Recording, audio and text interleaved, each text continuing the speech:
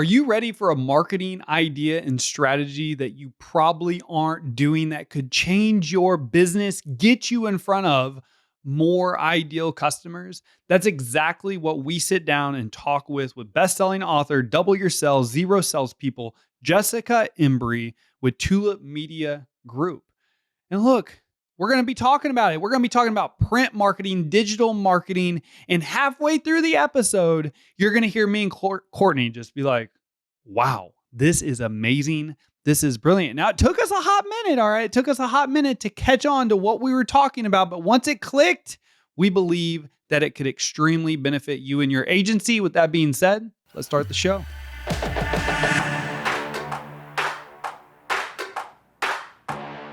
Hey, welcome to the Insurance Buzz. We are your hosts, Michael and Courtney Weaver, and we have a very special guest with us today, best-selling author Jessica Embree with Tulip Media. We're going to be talking about all things marketing, print marketing, digital marketing. I'm excited to get into this one. We're going to talk about how to get customers with the least amount of doll hairs. Like, I want customers coming in, but I don't want a lot of money going out.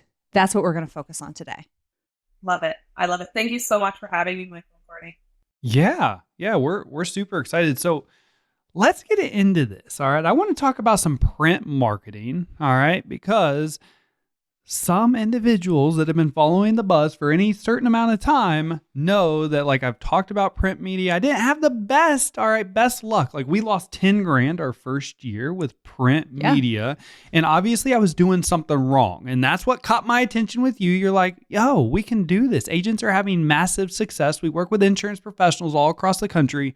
So let's dive into some print marketing. All right. What are some do's and don'ts? What are you seeing? Skirt, before we go there. What's up? When you dive into this, Jessica, will you explain what you categorize as print marketing? Absolutely. So we see it all the time, Michael and Courtney. People come to us, they're saying, listen, we've done this in the past and it's not working. And we always have to learn from those mistakes. And sometimes it's a matter of, is your print marketing, are you doing postcards? Are you doing newsletters? Are you doing magazines? And what Tulip really loves is value-added content going to the right people. And that's typically where companies can go wrong is they're sending this content to the wrong target audience. So many people listening in, they probably get numerous postcards in their mailbox right now from real estate agents. They get magazines from Costco. You have to use the right content for your target audience. And that's where sometimes that falls short. With Tulip Media, we specialize in magazines newsletter content for insurance agencies. And we've seen great success all over North America with this type of campaigns. We have agencies in BC who send out quarterly newsletters to their commercial clients. We have others in Hawaii who send out to their personal clients. So really, what is the goal you're trying to achieve? And how can we help you get there? And I know you mentioned losing $10,000 to a print campaign, and I'd love to pick your brain on what went wrong there and what content you were putting out and what was the end goal that you were trying to achieve. Because every single campaign is different. And when you look at a campaign, you have to really tailor it to your end goal. Yeah, that's a great question. So I was pressured. We were pressured into this from the company that we were working with at the time. All right. So it was a very broad, I would say, probably plan. Like, let's throw some shit at the wall, see if it sticks. So we marketed our zip code with the postcards, like you're saying. A lot of them didn't have numbers that we could solicit. Those that did have numbers, we did solicit. And so we did it for a whole year. It just didn't work out the way that we had probably planned. And honestly, if we would have continued with it, because that's what a lot of people told us to do, like, just continue with it, it'll work. But I'm like, I can't just keep throwing dollars at the wall and hoping that it works. Yeah. So we didn't have any kind of customer base when we started. So we started from scratch. So for us, we were trying to get as many customers in for as least amount as possible. And this was just one way that we could diversify from what we were doing from the organic marketing and from cold calling. So our big strategy at that point was digital marketing. So we were focused on social media and anything that we could do organically, driving a referral base, and then also cold calling. And smashing the phones, baby. So this was just like, okay, if we're going to pay for something, this was suggested by, like Michael said, the company that we were working for. But it wasn't like we were targeting a specific demographic. It was really just somebody close. It was all zip code based. Yeah.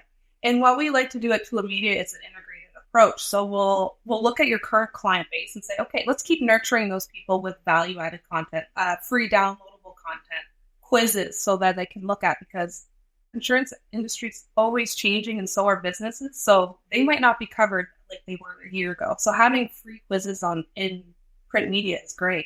But we also like to not only retain your current clients, but we also do a full list of demographics. So are you going after commercial businesses with $1 million in their business? Do they have 5 to 10 employees? So we look at those demographics as well and combine that list. So we make sure that you're retaining and engaging new clients. So in like the magazines and newsletters, the print marketing, when you say value add, so you just gave like downloads and quizzes, but how else can agents that are doing this currently, how else can they add value to this so they can see that their conversion actually works, so they can convert their print marketing into real dollars? So there's a couple of different ways to do it. And we see a lot of comment content in the insurance agency as featured clients in their area, because it creates this great sense of community that they're featuring a local client. People love that. It's word of mouth. People are like, look, Mom, I'm on the cover of a magazine. But they're also talking about that insurance agency that's helped them. So there's featured content like that. There's QR codes that you can link directly to your website. So you can, again, get those analytics that you're talking about, that ROI, saying, okay, this came from my great content. There's crosswords in there. There's Sudoku. There's a lot of different things that our insurance agencies do that have helped them move the needle in their sales.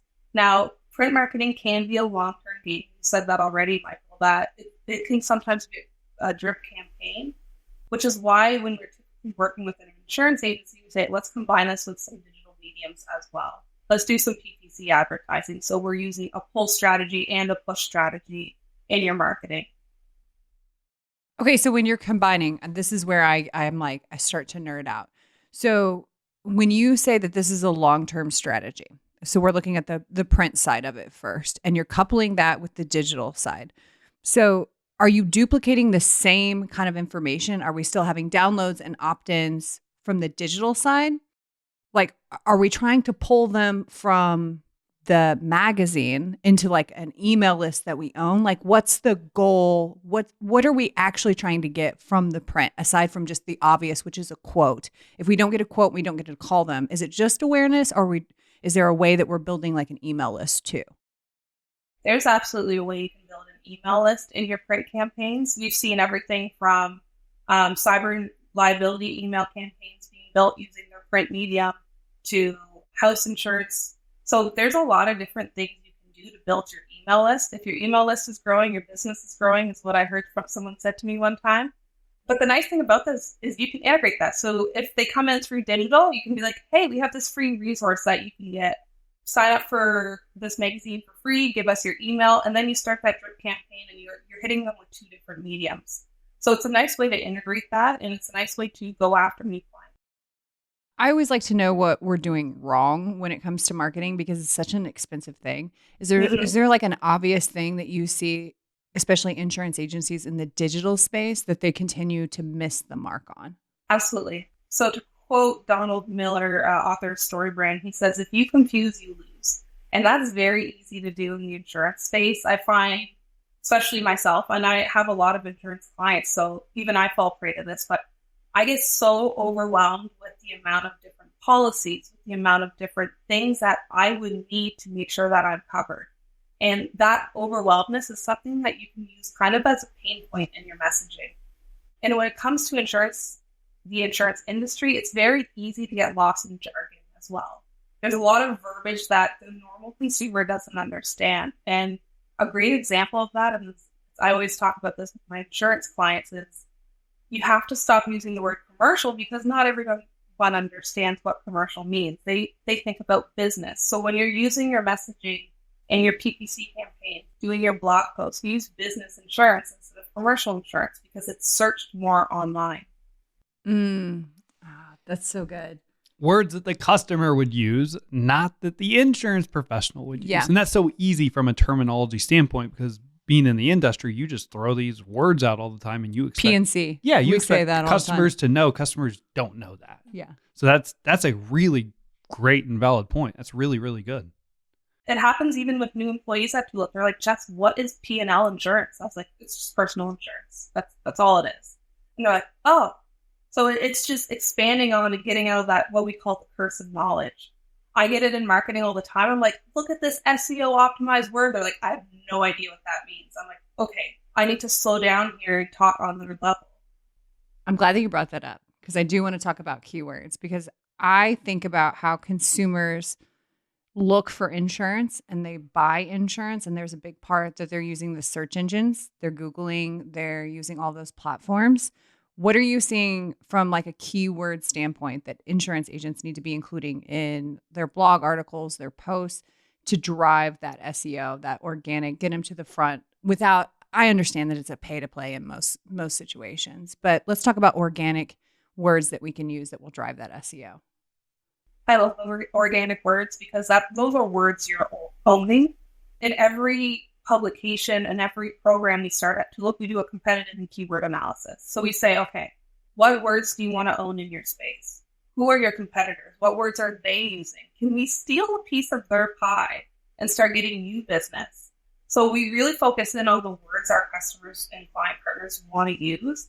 And to your point, Courtney, is what words are most relevant. Business insurance beats commercial insurance every time. Personal insurance, cyber insurance. A lot of insurance agencies use cyber liability, but again, they don't click with that. So cyber insurance.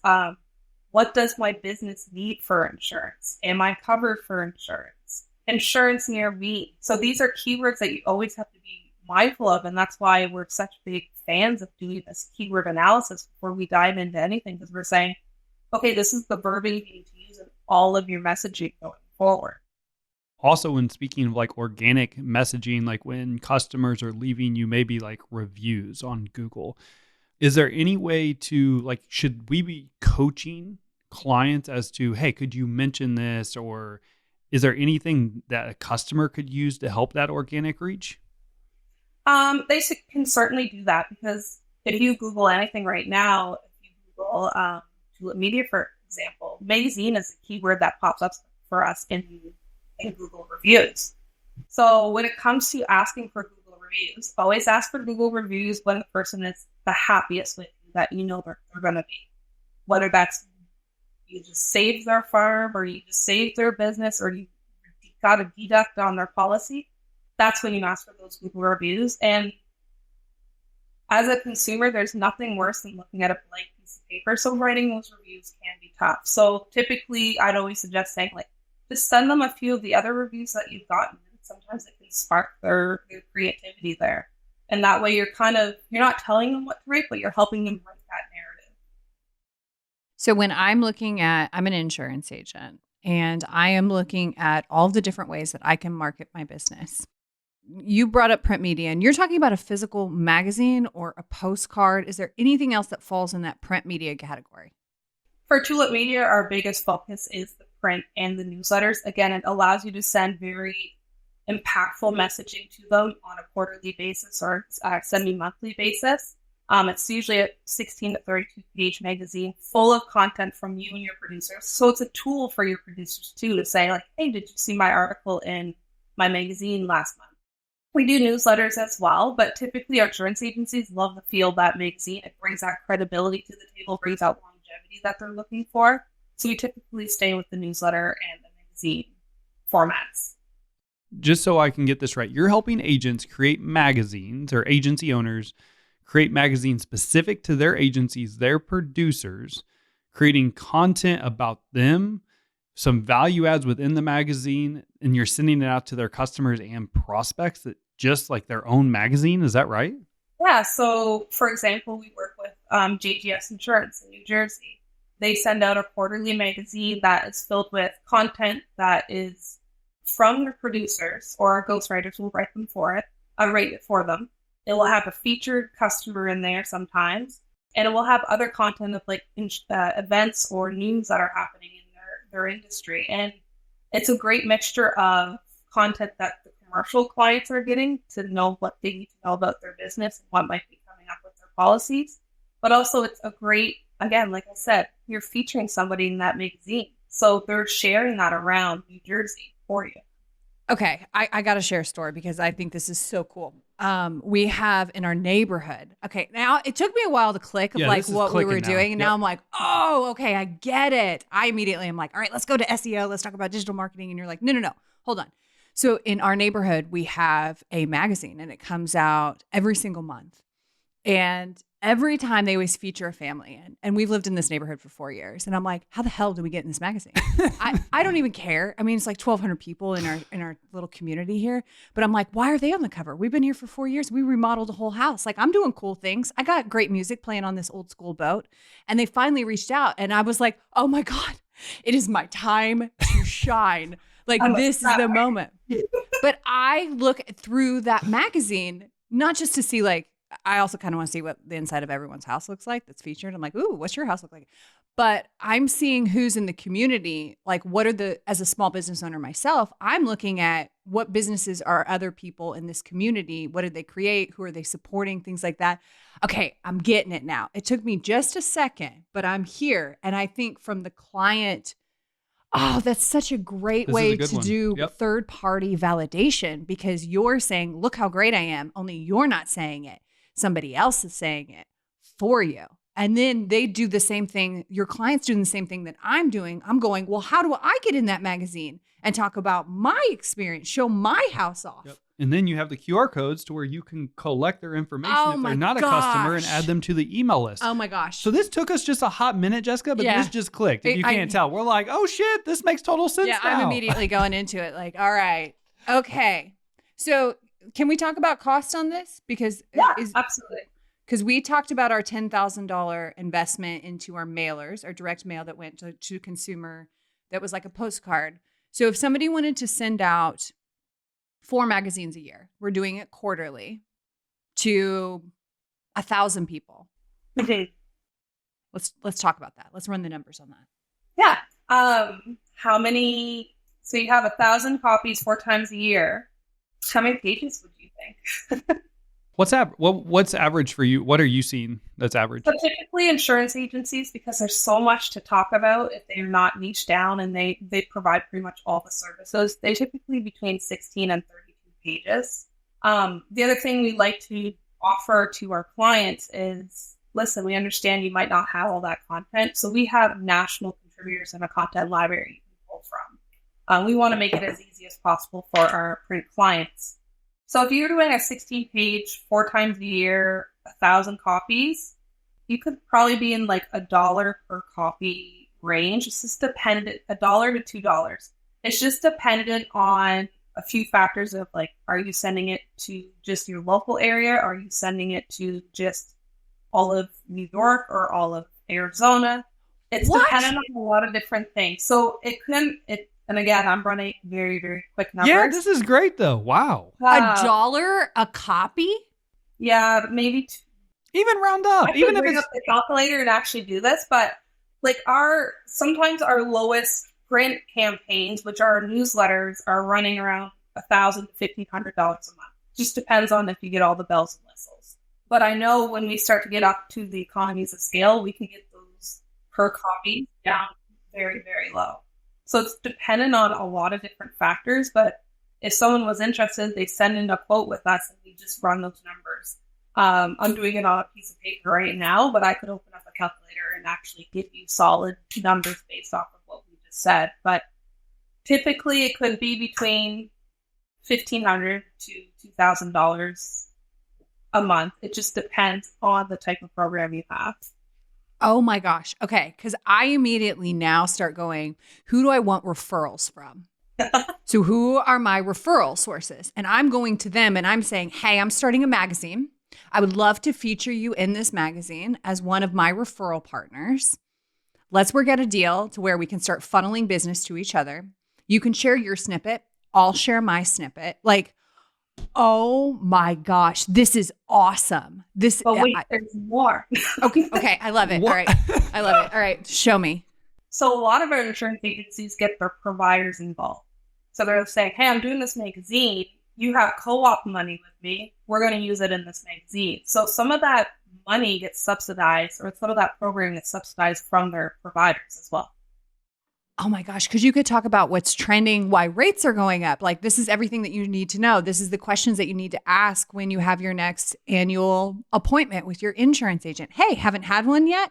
Let's connect. Here's a little QR code. You can schedule an appointment today. This is so good because it would position, if you're doing this as an insurance agency in your community, in my thought process right now, you're going to position yourself as the expert in your community. Exactly.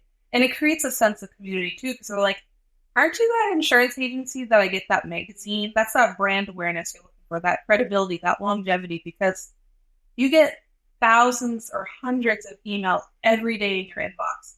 How much mail do you get in your mailbox every day? So you're cutting through all that noise too. So that's the difference as well. This is so good. No wonder my postcards didn't work. People were throwing them in the trash. You get a magazine, you ain't throwing that shit in the trash. I'm telling you like, right what's now, up? I look at every time that comes in, I'm like, because that's the big one. The rest of them, I'm like, I don't care about like your little postcard, but I want to know who made the magazine. That's what I want to know. And me, look at me. I turned in like a third grader where I'm like, I want in the magazine so badly. It's like, God, who cares? But think about your customers in that same position. This is great. Okay, this now clicks. This makes total sense as to why it would work. Oh my gosh. Okay, I love this so much. And this is less than our $10,000 mistake that we made back in the beginning. Print media is a great way to cut through that noise, especially when you're trying to target CEOs or CXOs of any business, because there is a study saying, and this is why Forbes and all big names still do magazines, is higher level CEOs and business owners read print media still. So you're cutting through those emails. You're telling them what they need to do for their business to make sure they're protected. You're giving them that content. They're passing along that to other people. So it is such a great medium for insurance agencies to do. All right, I'd be curious. Do you find that they have more luck when they go more of on a general, like, hey, let's say somebody offers auto, fire, life, commercial, offer everything. Are you trying to mention that in every magazine, or have you found that by niching down and specifically talking about one specific related product that you offer and help people out with has better conversion rates? Like, what do you see and what do you see? You see a mixture of both, but we do have client partners who really focus in on, the great example of that is we have a client in Ontario, Canada, who wants to just focus on farm insurance. They are known for farm insurance. So their content is more around farm insurance, cyber liability, replacement of your equipment.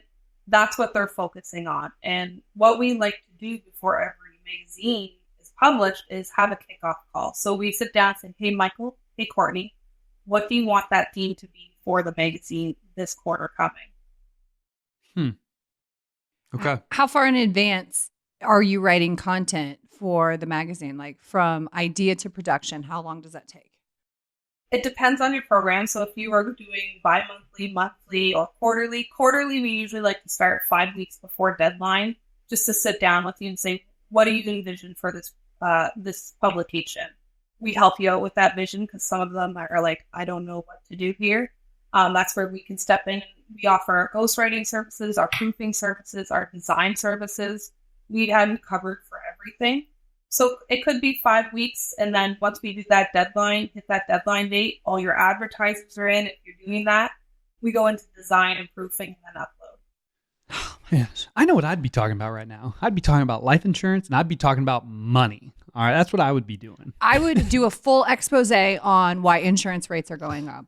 All of our client partners, the insurance agencies, are talking about the hard market, because consumers are just looking for the cheapest thing, which is not the best solution for them, because then they're not covered potentially. That's right. Oh my gosh, I love this so much. It took us a little bit. It is a Monday. We have our coffee in now, but we understand exactly what's going on. Now I'm thinking, all right, the magazine approach, I see the benefit, because it's also a way to reach your customers. You're talking about a hard market. This is a way to reach your customers and tell them exactly what's going on. to cut down on, yes, I know you're still having all of those calls. And we actually just did a training on the 6 steps to communicate to your customer why rates are increasing and how to communicate that in our Weaver Sales Academy community.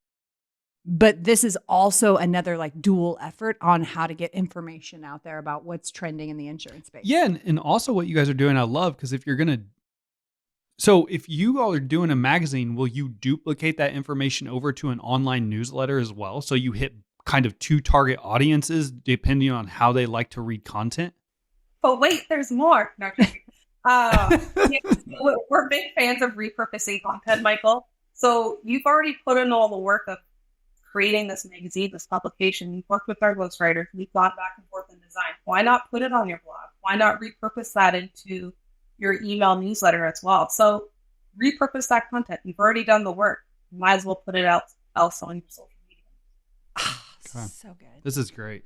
Jessica, this has been really, really great. If somebody wanted to work with you, connect with you, follow you, support you, what's the easiest and best way for them to do that? So you can connect with us at tulipmediagroup.com /make a magazine, or you can follow us on LinkedIn, Tulip Media Group, or Jessica Embree. That's where you can find us. So good. Yeah, Jessica, thank you so much for your time. This has been fantastic. And for all of those of you that are listening, thank you so much for your time as well. Obviously, time and attention are by far the 2 most important assets that we have, and we appreciate you spending time with us today. Jessica, thank you again. Thank you so much for having me.